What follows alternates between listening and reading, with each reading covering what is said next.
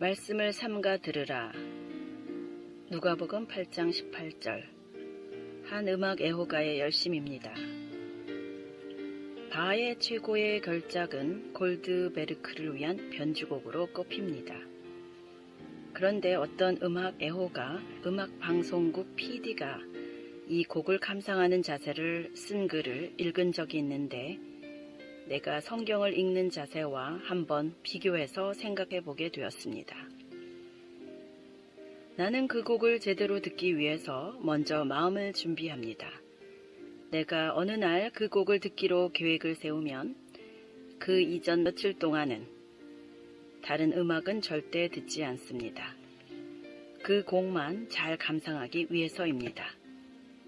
물론 지하철이나 길에서 여러 음악이 들려오지만 가급적 나는 내 귀를 막아버립니다. 그동안 내 귀를 아끼며 깨끗이 비워두는 것입니다. 마침내 그날이 돌아오면 당연히 일찍 귀가합니다. 저녁을 먹고 아이들은 가급적 일찍 재우고 아내까지 일찍 재우고 화장실도 꼭 미리 다녀옵니다. 음악 듣는 동안에 조급하면 안 되니까요. 드디어 오디오가 있는 방으로 들어가서 문을 잠그고 전화기, 휴대폰 다 끄고 전등불까지 끕니다. 드디어 레코드판을 올려놓고 듣기 시작하는데 처음부터 끝까지 조금도 멈추지 않습니다. 단숨에 다 듣습니다. 그 변주곡은 총 32곡이라서 꽤 깁니다. 그 곡을 들을 때는 온 몸의 감각을 고추 세운 채 건반 악기의 한음 한음을 명쾌하게 따라가야 합니다. 물론 보통 사람이 이렇게까지 따라할 필요는 없겠지만 그 어떤 것에도 방해받지 않고 음악 감상에만 몰입, 집중하는 태도는 눈여겨볼 만합니다. 이 글을 읽다가 나 자신을 한번 생각해 보았습니다. 내가 하나님 말씀을 들을 때, 설교를 준비할 때 이런 정성된 마음으로 하는가요? 내가 정말 내 귀를 깨끗하게 비워두고 다른 잡다한 것 안 들으려고 조심하면서 그 시간에 집중해서 말씀의 음성에 내 귀를 기울이고 있는가? 부끄러웠습니다. 누구는 바하 음악 하나 듣는데에도 온몸의 감각을 고추 세우고 한음 한음 놓치지 않고 따라간다는데 내가 과연 하나님 말씀을 들을 때는 어떠한가? 마음이 이상해졌습니다. 우리가 설교를 듣는 자세는 과연 어떠합니까? 1년에도 수십 번, 10년이면 수백 번인데 너무 자주 들어서 식상하다고 생각되는 것은 아닌가요? 늘 들을 수 있기 때문에 오늘도 무덤덤하게 말씀 앞에 나온 것은 아닌가요? 하나님 말씀을 내가 어떤 태도로 듣고 있는가요? 씨 뿌리는 비유의 결론 부분에서 예수님은 이렇게 말씀하십니다.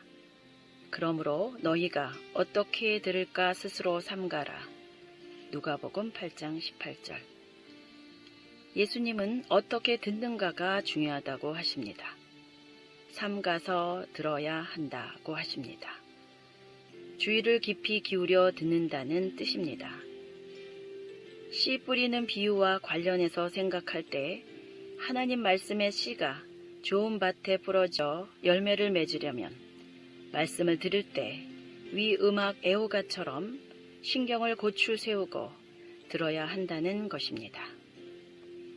그런 사람은 더 받게 될 것이고 만약 그렇지 않으면 있는 것까지 다 빼앗기게 될 것이라고 하십니다. 400년 전통의 고등어 초밥집의 정신자원 이야기입니다. 일본 교토에 가면 1617년에 개업해서 지금까지 근 400년 동안 20대가 계속 가업을 이어서 내려오는 이우마타 가문의 그 유명한 고등어 초밥집 사바스시가 있습니다. 어떤 기자가 지금 20대 후손인 그 집 주인이 고등어 초밥을 만드는 이야기를 취재했습니다. 나는 400년 동안 내려오는 가문의 전통을 잘 잇기 위해서 최고의 고등어를 찾아다닙니다. 내가 여러 곳을 다니면서 조사한 결과 가장 품질 좋은 고등어는 제주도 근해에서 잡히는 길이 30cm짜리입니다. 그래서 우리는 그 제주도산 고등어만 재료로 씁니다. 그 다음 중요한 재료는 쌀인데 초밥집은 보통 햅쌀을 80%, 묵은 쌀을 20% 쓴다고 합니다. 저는 쌀을 구하러 다닐 때 언제든지 가서 쌀을 제 이빨로 직접 깨물어 봅니다. 그래서 그 쌀의 맛, 향기, 수분 정도를 제가 직접 확인합니다. 같은 지방에서 생산되는 쌀이라도 일조량, 태풍 정도에 따라 쌀 품질이 다릅니다. 400년간 이어온 고등어 초밥집 가문의 전통이 변하지 않도록 하기 위해 그 후손들은 이처럼 오늘도 목숨을 건다고 합니다. 기자가 물었습니다. 돈 좀 버셨겠네요. 아니요, 저는 이 가게 하나만 잘하는 것이 제 꿈입니다. 제게 인근 역에서 도시락을 납품해 보라는 요청이 들어왔지만 저는 거절했습니다. 왜냐하면 생선은 시간이 지나면 맛이 달라지기 때문입니다. 납품하는 도시락으로는 저희 가게의 전통적 맛을 전해줄 수 없기 때문에 저는 포기했습니다. 여러분, 초밥 하나 만드는데도 그 맛을 유지하려고 목숨과 열정을 다 걸고 있습니다.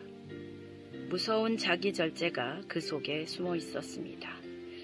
우리가 만드는 설교가 어쩌면 저 초밥 만드는 열정보다도 훨씬 뒤처지지 않는가요?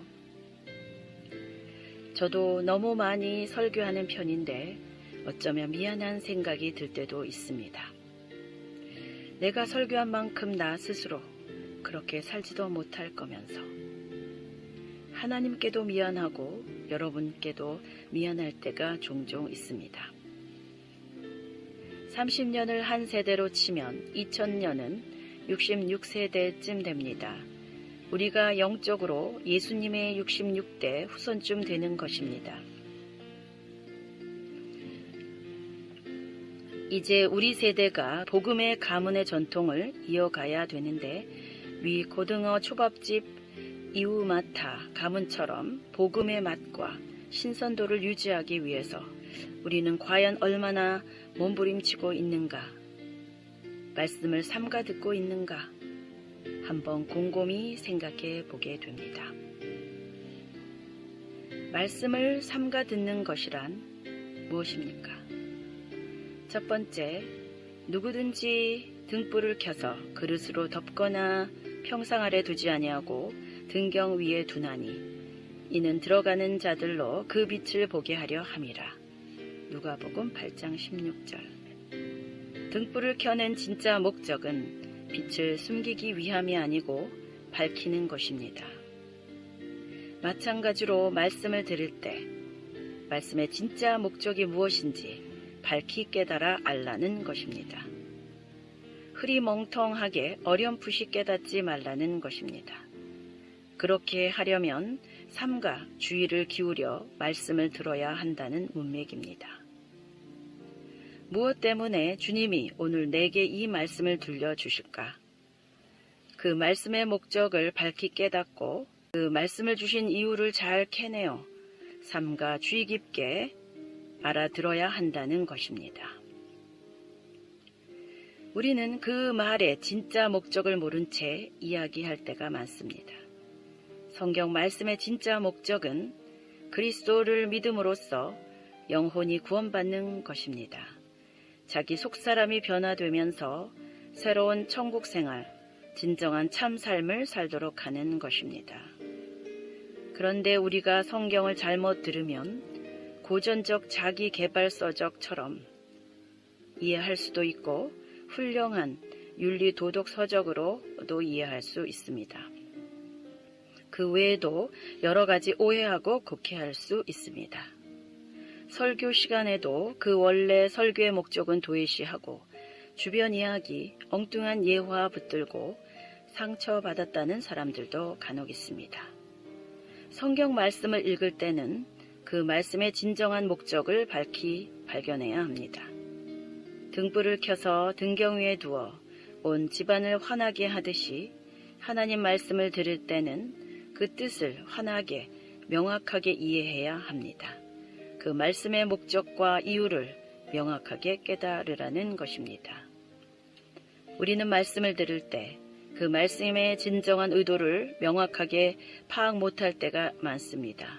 그러므로 삼가 들으라, 주의 깊게 들으라고 당부하십니다. 두 번째, 숨은 것이 장차 드러나지 않을 것이 없고 감춰진 것이 장차 알려지고 나타나지 않을 것이 없느니라. 누가복음 8장 17절. 무슨 뜻입니까? 내가 하나님 말씀을 들을 때 내 속마음을 하나님께 절대 숨기지 못한다는 뜻입니다. 혹자는 설교자를 열심히 쳐다보고 있지만 생각은 딴 생각을 품을 수 있습니다. 하나님 말씀을 잘 듣는 것처럼 보이지만 실제로는 듣지 않는 것입니다. 속으로는 딴 생각, 즉 숨겨진 마음이 있다는 것입니다. 속으로는 막 자기 생각대로 말씀을 판단할 수도 있습니다. 저건 아니지. 사실 내 마음은 아무도 못 봅니다. 고개를 끄덕이면서도 그 속마음은 아무도 모릅니다. 그러나 그렇게 숨기는 마음은 하나님 앞에서는 다 드러난다는 것입니다. 그러니까 마음은 열어놓고 정직하게 말씀을 받으라는 뜻입니다. 그것이 삼가 듣는다는 두 번째 뜻입니다. 우리는 말씀을 들을 때 비평가의 입장에서 서면 안 됩니다. 그러면서도 잘 듣고 있는 척 할 수 있습니다. 그게 바로 숨겨진 마음입니다. 그것은 목사는 속일 수 있지만 하나님은 속일 수 없습니다. 그것을 조심해서 삼가 들으라는 뜻입니다. 그것이 바로 씨 뿌리는 비유의 결론입니다. 말씀을 삼가 듣는 것입니다.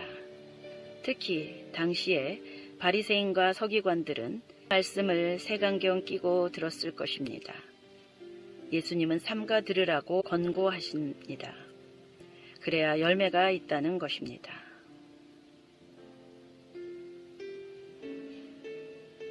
아멘.